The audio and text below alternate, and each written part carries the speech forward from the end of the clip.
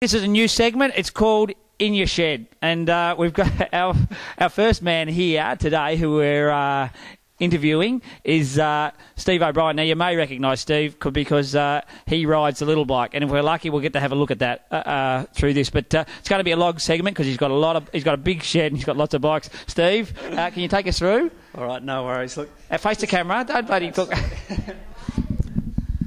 This is my city bike. I ride to work. My ride to work is about 3 kilometres, but it is very hilly, and I wear a suit and tie when I ride to work. So the important thing about my city bike is that it's got the mud guards, of course, for when it's raining, because I don't want to get all the mud and rain on my nice suit. But the most important thing is the chain guard, because I've got two options. Either I don't have a chain guard and I put my suit in my sock, which is a very bad look, or I wear the chain guard. So yeah, this is one of my favourite bikes actually. It's another feature, it has an 8-speed internally geared hub. So that enables the... I've made an error here and I've let go of the microphone. I'm going to hold the microphone, Steve. Now we've got to get through, because there is 10 bikes.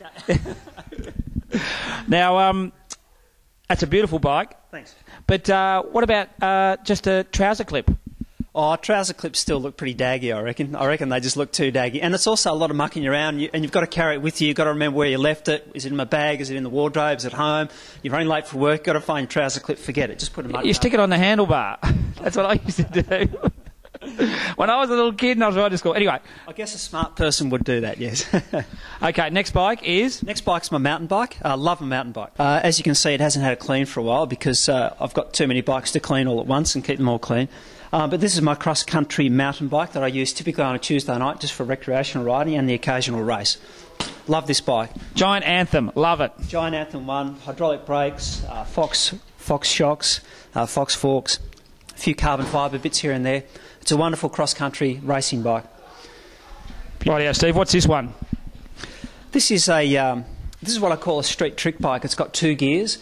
It's got 1 free gear and 1 fixed gear. This is where the free gear is there. You can see the freewheel there.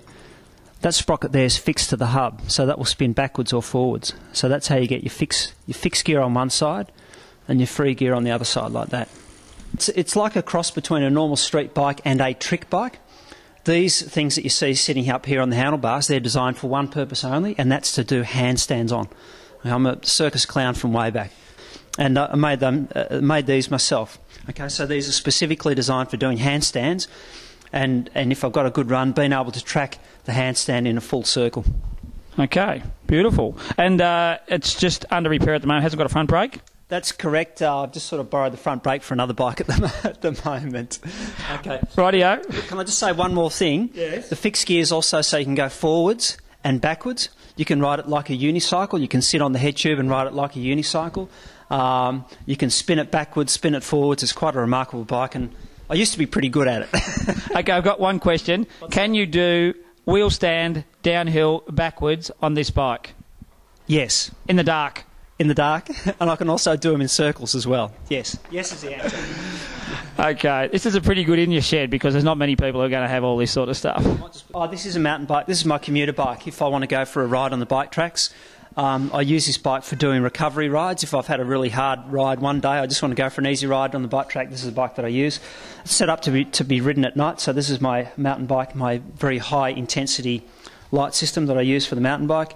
And obviously for the heart rate monitor, and yeah, so just basically set up for stock standard commuting. So when you're doing a recovery ride, do you have a recovery drink and your skins, like your recovery skins on, and when you go out? Yes, and I keep in my recovery heart rate zone as well, Dave, yes. Beautiful.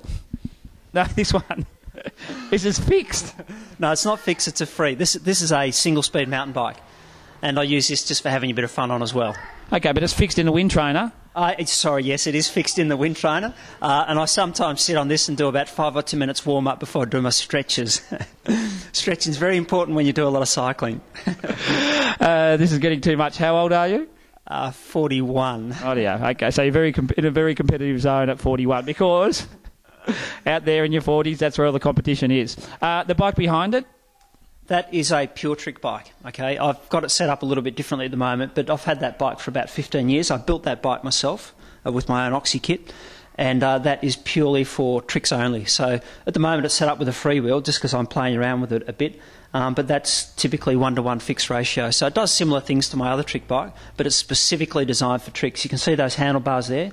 They're very heavy duty so that they don't break when you're doing handstands on them.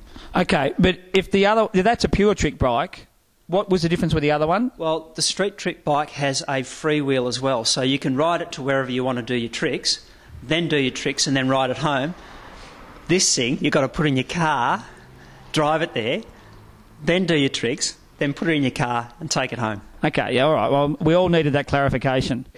Okay, here we go. Scott, no mates. Yeah, this is my road bike. I probably spend more hours on this bike than any of my other 7. And we've got, this is Steve's last bike. You might have seen this one in Series 1 of Sooty Park. Yeah. Run us through this one, Steve, because this does create a lot of interest for Sooty Park, and it was just spectacular when you rode it last time. So I'm taking this as not off the rack, this bike. No, this is a one-off bike. I built this bike approximately 10 years ago, but it's got actual chain on it. This chain's used for industrial instrument drives.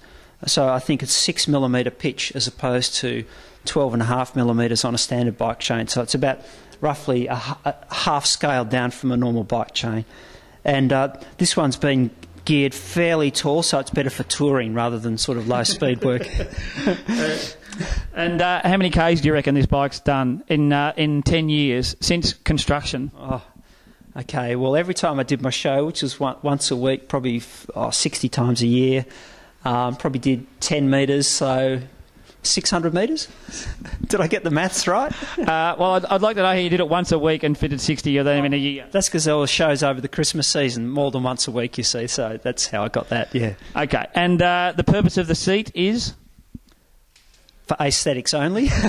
Purely aesthetic seats. But the handlebars, you've got knurled grips, is it? No, there was some tape there, so it's just like a little bit of adhesive on the end of the... But you do have to hang on to the handlebars, don't you? Yeah, we've seen you hang on to the handlebars. You do have to hang on to the handlebars, and the pedals have got little pieces of grip. Flats, they're not clip-ins. No, they're not.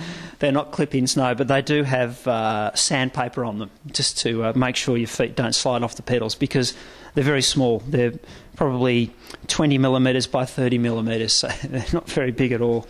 And that's actually the hardest part of riding this bike, is just getting the feet stable on the pedals. Well, sorry, that's one of the hard things about riding this bike. And one of the benefits is it's not far when you fall off. That's exactly right, yes. Very hard to go over the bars too. No, it's actually very easy to go over the bars, but it doesn't hurt. Okay, that's it. And what's the name of that bike, Steve? The little bike. The little bike. Just to wrap up, our first In Your Shed with the little bike. And we'll cross back to whatever we're doing. I've got no idea where we're crossing back to.